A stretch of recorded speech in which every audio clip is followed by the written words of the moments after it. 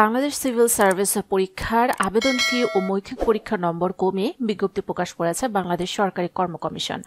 বিজ্ঞপ্তিতে বলা হয়, বিসিএস মৌখিক পরীক্ষার নম্বর 200 থেকে কমিয়ে 100 করা হয়েছে, আর আবেদন ফি 700 টাকার পরিবর্তে 350 টাকা নির্ধারণ করা হয়েছে।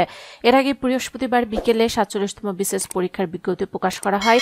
সেখানে আবেদন ফি আগের মতো 700 টাকা নির্ধারণ করা হয়, আর ক্ষুদ্র নিগোষ্ঠীভুক্ত প্রার্থী, প্রতিবন্ধী ও তৃতীয় লিঙ্গের প্রার্থীদের জন্য আবেদন ফি ধরা হয় 100 টাকা। তবে এর কয়েক ঘণ্টা পর আবেদন ফি কমানোর ঘোষণা দেয় পিএসসি।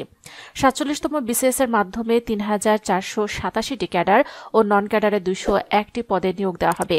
আগামী 10 ডিসেম্বর সকাল 10টা থেকে শুরু হবে আবেদন, চলবে 31 ডিসেম্বর রাত 11টা 59 পর্যন্ত। এবার সর্বনিম্ন 21 বছর এবং সর্বোচ্চ বয়স 32 বছর বয়সীরা আবেদন করতে পারবেন।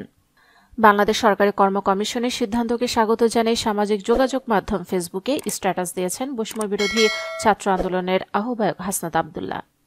তিনি বলেন, শিক্ষা বান্ধব এই সিদ্ধান্তকে স্বাগত জানাচ্ছি।